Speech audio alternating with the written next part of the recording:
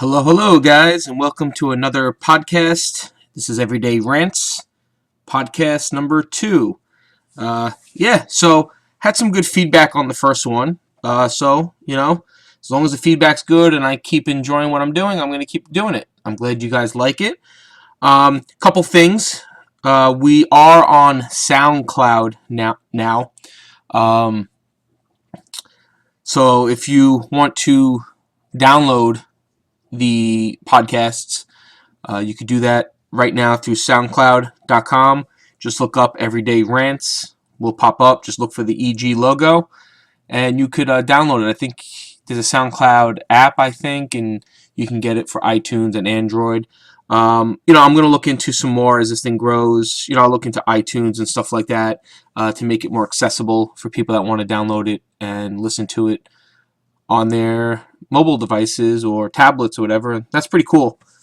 That's awesome that you guys are interested in hearing what I have to say, because I'll be honest, a lot of times when I do the YouTube channel and even now doing these two, I sometimes right before I do it, and I don't know if other YouTubers get like this, but I start to think to myself, do people really care what I have to say or what I'm doing?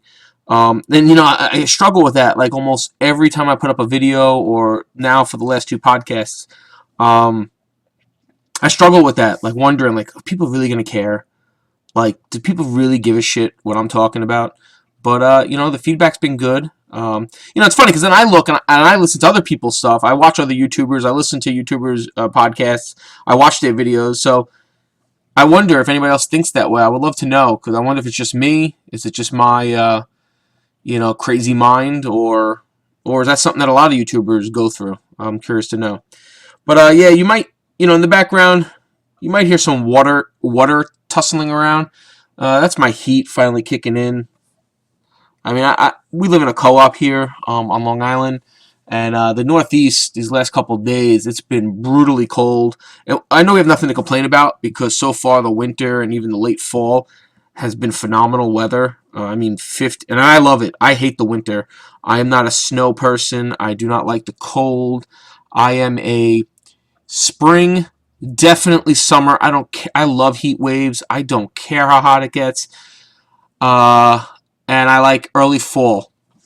Really, for the Northeast, for me now, it's that day after Halloween up until about once February ends. I can't stand that time. From November 1st to the March 1st, I can't stand those months just because it's cold. You never know what you're going to get. But so far, the weather up here has been very nice. No complaints. But the last 2 days, holy mackerel, it reminds you of what living in the Northeast and in New York is like. It has been bitterly cold. And, of course, we live in a co-op. If some of you don't know what a co-op is, it's like an apartment building, but we own shares in it. So technically, we own it. We pay a mortgage. But it's like an apartment building, apartment complex. We're responsible for anything outside the walls, anything inside the walls, the co-op is responsible for. And the difference between that and like a condo is, a condo, you can really do whatever you want with it. You don't have to ask permission to knock down a wall or rearrange stuff. Co-ops you do. But we pay a decent amount of money for our co-op, our maintenance fees. It's more than our mortgage at this point. And the fact that the couple times we've needed the heat hasn't worked. I had the guy come last night. I called the emergency number saying, hey, I have no heat. I have 2 kids. I don't really care, but, the kids were cold. The guy comes over. It's like 11 o'clock at night, which was BS. It was really late. But he comes over, says he fixed it, leaves. That shit was not fixed. This apartment was like an ice box this morning when I got up at 6. An ice box. And I am normally not the type to get. I usually walk around in shorts and a t-shirt in the apartment. And when I'm cold, that's when my wife knows it's freezing. And she's the vice versa. So she's always cold, but when I know she's hot, she knows that I must be dying because it's super hot. But ice cold. So they finally came. They fixed it this morning. So now you might hear water rustling around in the background. That's the heat finally kicking in. But yeah. So basically, I wanted to talk about today. It's funny. Last night my wife and I finished a show that we watched. It was a little mini series. It was a 3-parter that they did on Sci-Fi over the last couple. I think it was like last week or 2 weeks ago. It was called Childhood Ends. I don't know if anybody else saw that, or if anybody read. I know it's a book based on a book from a long time ago. I wanted to check it out. 'Cause I do like watching a couple stuff on Sci-Fi. I'm not the biggest Sci-Fi Channel fan. I was a big fan of the show they had, Being Human, which didn't get the greatest reviews, so they ended it early. I think they got through 3 seasons. I really like that show. If you haven't watched it, go check it out. It's about a vampire, a werewolf, and a ghost that live together. I mean, just that premise right there. I was like, oh, that's awesome. Checking that out. But so Childhood Ends debuted. It was a 3-part mini-series, 2 hours each, with commercials, but not many. And it was really interesting. I've never read the book. Should have known it was based off a book, but I didn't even know there was a book until last night. It was very interesting. In case people haven't seen it, I don't want to give many spoilers out, but it was an interesting. It was basically these alien types come to Earth, and they kind of promise the people of Earth salvation. Basically, like they're gonna cure all of our diseases. They're gonna cure hunger. They'll cure all the world problems, the global issues, everything. They're gonna solve everything. Every problem that we have here on Earth, these aliens are gonna come and solve it. So of course, you get the people that are like, no, they're gonna do something. They're gonna kill us. They're gonna do something. And then you have the people that are like, no, this is great. Why not? So, the show goes on. They help the Earth. Decades go by. I mean, the miniseries moved along very quick. Like the time jumps were very fast, and they didn't really. One thing was funny. They didn't really make the people age appropriately, unless they weren't supposed to age appropriately, because like everything was so great now, and everybody was living better and longer and healthier. So maybe people looked the same. Maybe they didn't look older because there's no stress and stuff like that. Maybe that was what they were trying to get to. Now that I think about it.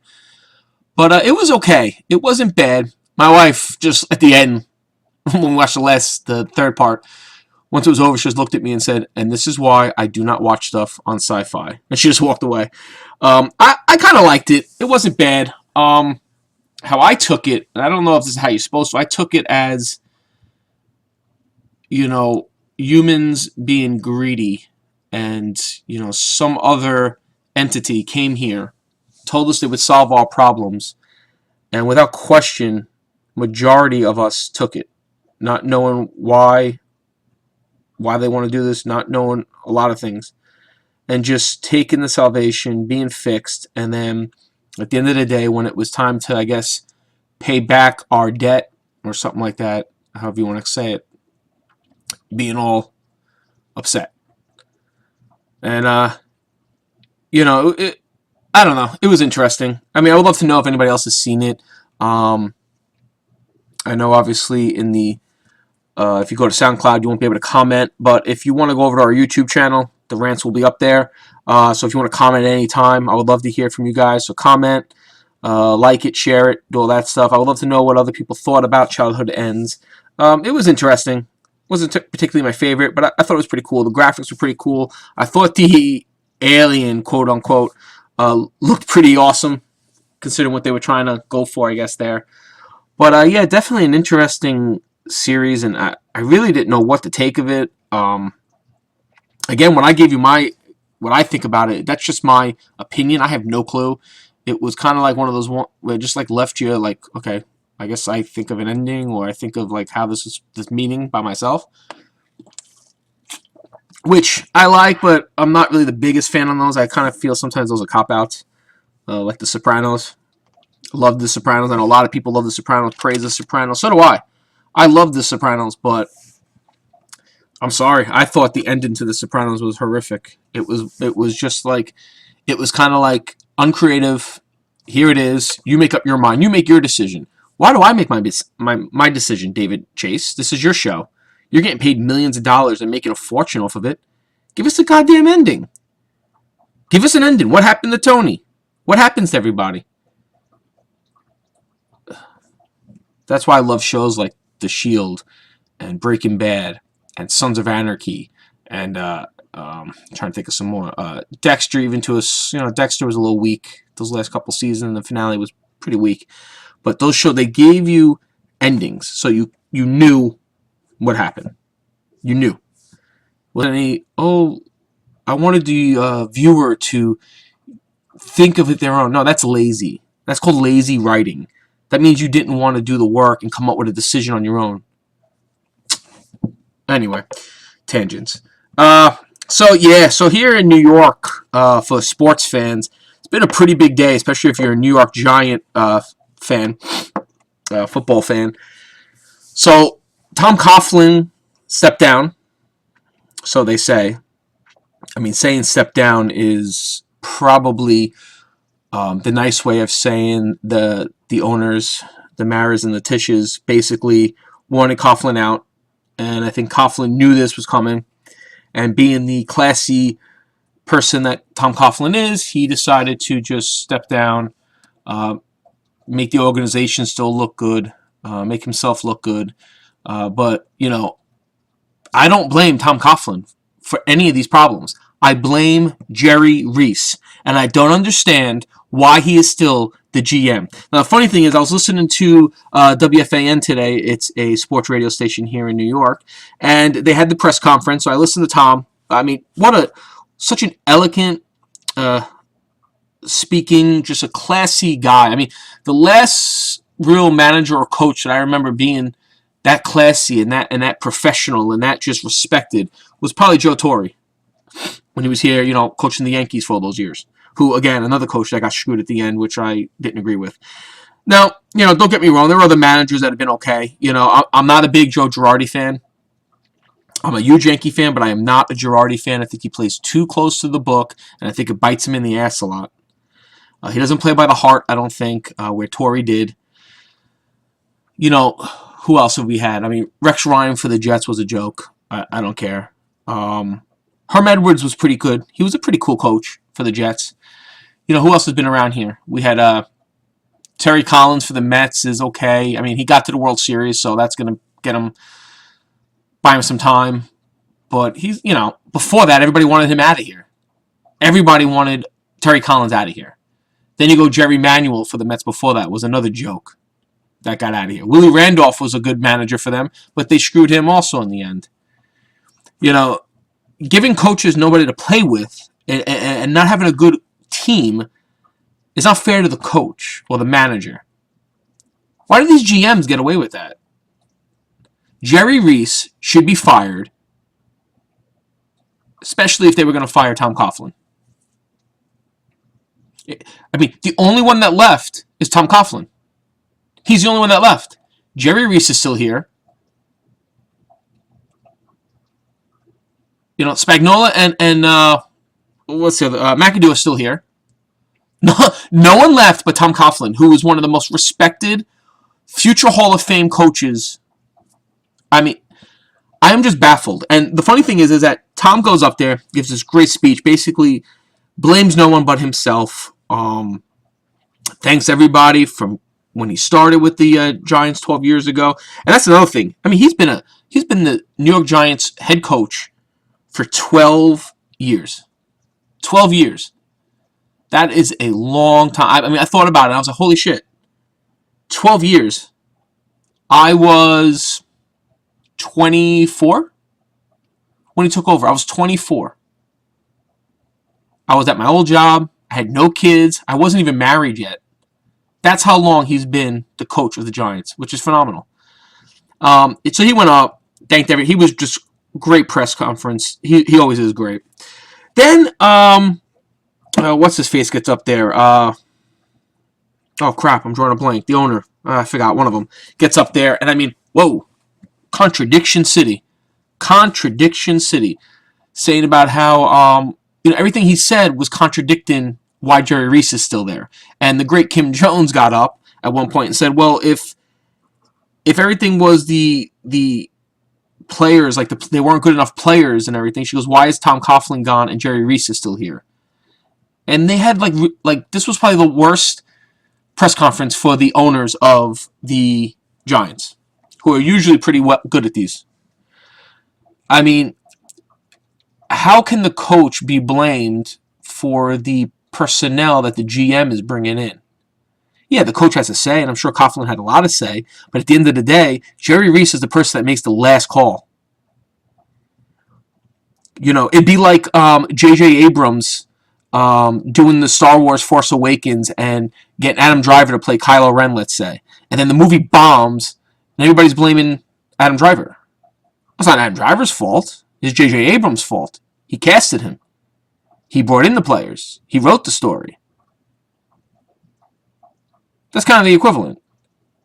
The owners are blaming the coach and fired the coach. That's what it was. It was a firing. They just did it. Coughlin did it in a classier way where it made everybody look good. Because that's what Tom Coughlin does.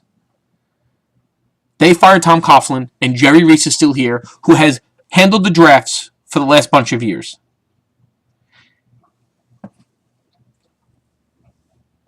Not just the drafts, the free agent signings, the people he's let go because he didn't want to compete in price or thought they were getting paid too much. Jerry Reese is an absolute joke, and he should be fired as well. The whole coaching staff should be fired. They should bring in a new coach, and there's rumors that, McAdoo might get it. They said they're gonna interview McAdoo and Spagnuolo. That's obvious because, they're there in the organization. There's some rumors that maybe Sean Payton from New Orleans, which would be interesting. But I don't think Coughlin should have been fired. I don't think Coughlin should have been fired. If they were going to fire Coughlin, Reese should have went. Because now you're having Reese come in, which makes you think makes you think they're going to Spagnuolo, or it's going to be McAdoo. They're going to make him the head coach. That's pretty evident. But it's just ridiculous. And the funny thing is, after one of the owners, I forget who it was, did their press conference, Reese gets up there and he says this, and I quote, "Let me say this. You always miss on some draft picks. I take full responsibility for every player that's been on this roster from the time I've been director of player personnel until right now. So I'll take full responsibility." Pause. "Even though everybody's involved with the grading of players, and the players we take. I don't try to have full control of everything. Our coaching staff is involved. Our personnel staff is involved. Everybody's involved." So wait a minute. The GM, the person that's hired by the Giants to do the drafting, to do the hiring, to go out there and look at free agents, to look at the talent you have and evaluate, should you keep it, should you let him walk? He's now going to, first off, in the first part of that sentence, he starts saying how he takes full responsibility. But then there's the infamous but. He doesn't say but, he says even though. I hate when people do that. I hate when someone's wrong and then they go, but. No, there's no but. Now you're just passing the buck to somebody. Once you say, oh man, I can't believe I messed that up, but now you're blaming me, you fucking idiot. Jerry Reese is a moron. You are the GM. I'm sure Coughlin and a lot of other coaches had a say in some of the drafts, some of the free agent signings. Of course. They've been here forever. But Jerry Reese, at the end of the day, is the one that makes the final call. He's the one that signs the contract and brings these guys in. It's Jerry Reese. So again, why is Jerry Reese still employed by the New York Giants and Tom Coughlin is now the former New York Giants head coach? I don't get it. And I'm pissed off. Because there are no real coaches out there that, if Bill Cowher was going to say he was going to come out of retirement, he was going to, coach the Giants. Okay, you can live with that. You go, okay, not bad. But who are they going to replace him with? McAdoo? Spagnuolo? Sean Payton? Sean Payton, is he going to put bounties out for the defense? Is he? Yeah, we have Eli. I love Eli Manning. But he's not, Sean Payton comes here, he's not going to have Drew Brees. I love Eli. He's got his 2 rings. I love him. I have his jersey. But if Sean Payton comes here, he doesn't have Drew Brees. He has Eli Manning. They still have this defense. That must be Tom Coughlin's fault, too. That our best defensive player, JPP, played with fireworks on 4th of July and blew off his fucking hand. That must be Tom Coughlin's fault also. Yeah. Yeah, Coughlin probably lit the firecracker and put it in his hand. Said, "Hold this, moron. Hold it for as long as you can. See if your hand doesn't blow off." If moron, I don't get athletes that don't take care of their bodies. I mean, that's your God gift. I mean, God gave you this gift, and some of these professional athletes are just unbelievable.